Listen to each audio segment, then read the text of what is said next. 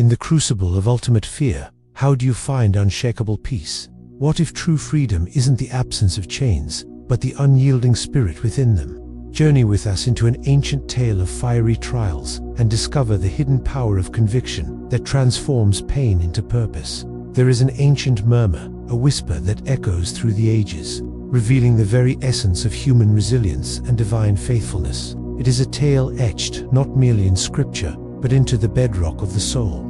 A profound narrative of three individuals standing at the precipice of oblivion, their convictions ablaze against a world demanding conformity. We journey back to a time of empires, of immense power consolidated in the hands of a single ruler, King Nebuchadnezzar of Babylon. His reign was a testament to worldly might, an era of unparalleled architectural ambition and an insatiable desire for dominion. He erected a colossus, a towering statue of gold 60 cubits high in the plain of Dura, a monument not merely to his own glory but a symbol designed to consolidate his power, to demand absolute allegiance from every tongue and tribe within his vast domain. The decree was absolute, resounding across the fertile plains and into the distant mountains. At the sound of the horn, flute, zither, lyre, harp, pipe, and all kinds of music, every knee shall bow. Every soul shall prostrate itself before this golden idol. To refuse was to invite an immediate, terrifying end, to be cast alive into a blazing furnace, a pit of searing flames, a final, unequivocal demonstration of the king's authority. This was not merely a religious test, it was an existential one, a demand for the very surrender of one's inner sovereignty. In our modern world, the golden idol may not be cast in literal gold, nor does the sound of ancient instruments herald its worship. Yet, the pressures to conform, to bow down to prevailing narratives, to surrender our convictions to the gods of convenience, comfort, or public opinion, are as potent as ever. We face our own plains of Dura, where the collective consciousness demands adherence, where dissent is often met not with fire but with ostracization, ridicule, or the slow, silent burning of compromised integrity. The noise of 1,000 voices, the relentless digital cacophony, often seeks to drown out the quiet voice of truth within us, compelling us to kneel before the fleeting idols of popular trends, political ideologies, or material accumulation. Yet, amidst this clamor, three men stood firm: Shadrach, Meshach, and Abednego. Exiles in a foreign land, they were men of principle, rooted in a faith that transcended the temporal power of any earthly king. Their refusal was not an act of rebellion born of arrogance, but a quiet, unyielding commitment to a higher truth. They had cultivated an inner citadel, a sanctuary of conviction built on years of faithfulness, discernment, and an unwavering gaze fixed upon their Creator. They understood, perhaps more deeply than any Stoic philosopher, the profound distinction between what lay within their control, their judgments, their choices, their virtues, and what lay irrevocably outside it. The king's decree, the furnace's heat, the whims of empire. The report reached Nebuchadnezzar, predictably, through those who sought favor by pointing out the perceived transgression of others. The king, filled with fury and rage, summoned the three men. He offered them a final chance, a merciful reprieve, or so it seemed. "Is it true, Shadrach, Meshach, and Abednego," he demanded, "that you do not serve my gods or worship the image of gold I have set up?" His voice surely was laced with both menace and a lingering hope that they would capitulate, saving him the trouble of executing his own terrifying decree. The temptation must have been immense, mere seconds of prostration, a fleeting moment of performative worship, and they could walk free, preserving their lives, their positions, their future. Who would know their true heart? Only God. But for these men, God's knowledge was all that mattered. This moment echoes a universal human challenge, the test of allegiance when convenience beckons. It is the crucible where our stated values meet the harsh reality of consequence. Do we stand by our principles when the cost is high, or do we yield to the path of least resistance? This is where the Christian virtue of unwavering faith converges with the Stoic discipline of inner freedom, the absolute determination that one's integrity is not for sale, not for compromise, not even for the preservation of life itself. It is here, in their profound response, that the narrative ascends from a mere historical event to an eternal lesson for the seeking soul.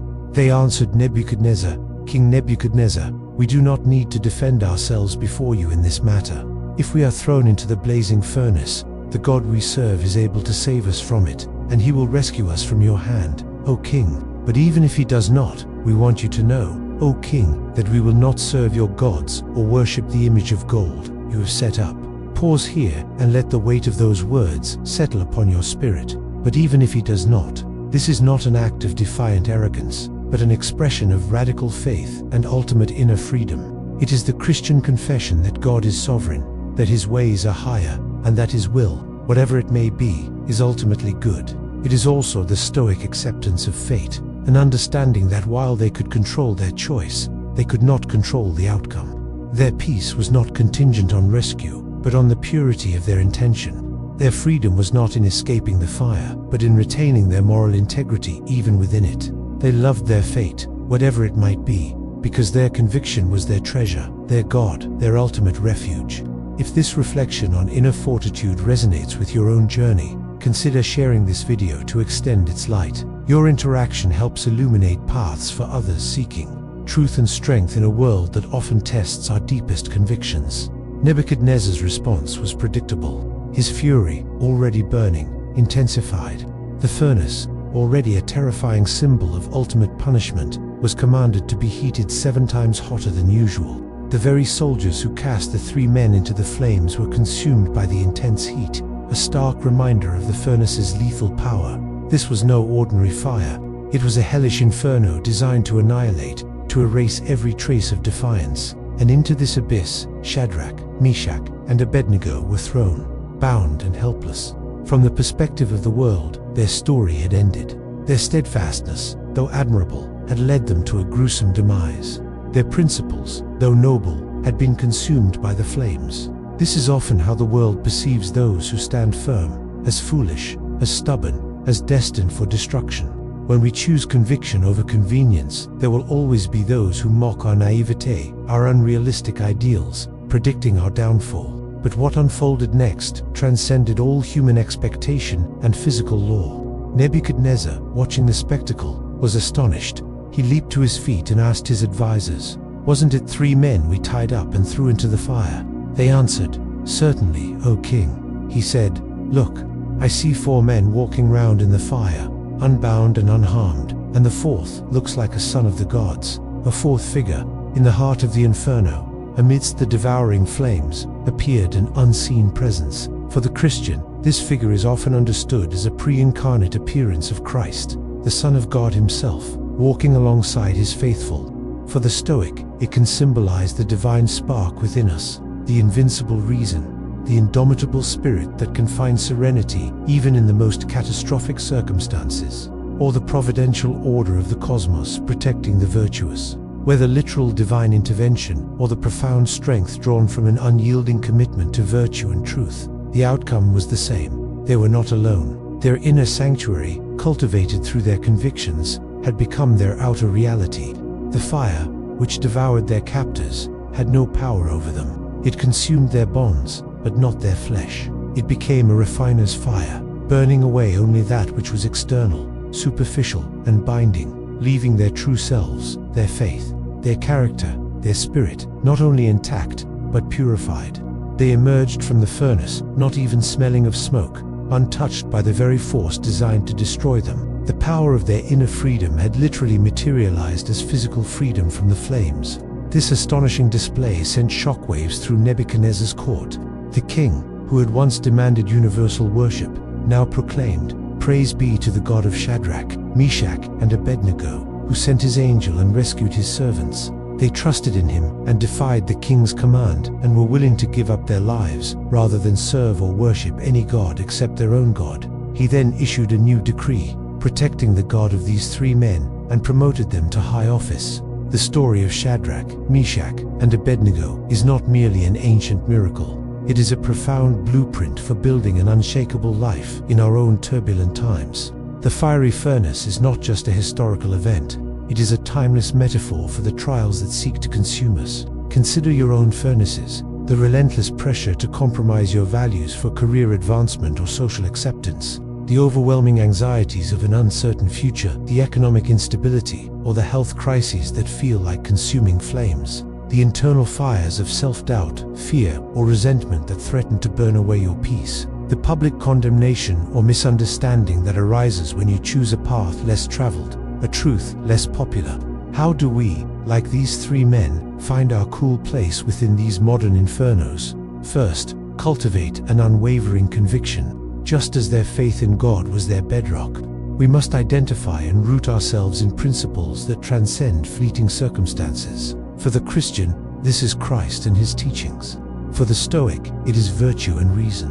What are the non-negotiables in your life? What truths are you willing to stand for, even if the world around you demands otherwise? Second, embrace the but, even if he does not. This is the ultimate declaration of inner freedom. It is the Stoic acceptance that while we strive for the best outcome, our peace cannot be dependent on it. It is the Christian trust that God's will is good, even when it leads through suffering.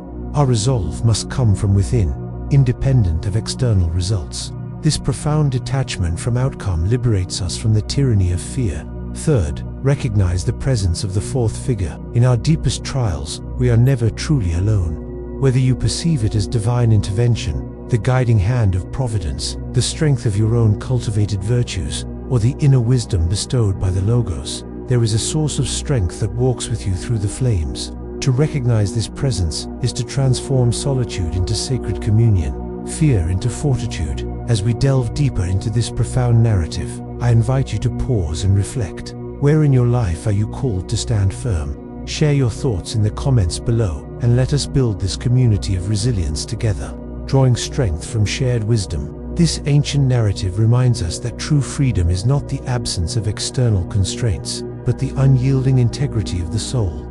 The fire could not touch them because their true essence, their spirit, their faith, their commitment to virtue was untouchable. They demonstrated that the greatest tyranny is not that which seeks to control our bodies, but that which seeks to enslave our minds and spirits. May you too learn to walk through your own furnaces, unbound and unharmed, not because the fire is extinguished, but because you have cultivated an inner sanctuary that even the hottest flames cannot penetrate. May your convictions be forged into an unbreakable resolve, your spirit illumined by an enduring faith, and your life a testament to the transformative power of standing firm. This journey of inner fortitude is not an escape from hardship, but an invitation to find the divine within the inferno, to emerge, not smelling of smoke, but radiating with the unshakable peace of an unbroken soul. The story of Shadrach, Meshach, and Abednego is not just ancient history, it is a timeless blueprint for navigating your own fiery furnaces today.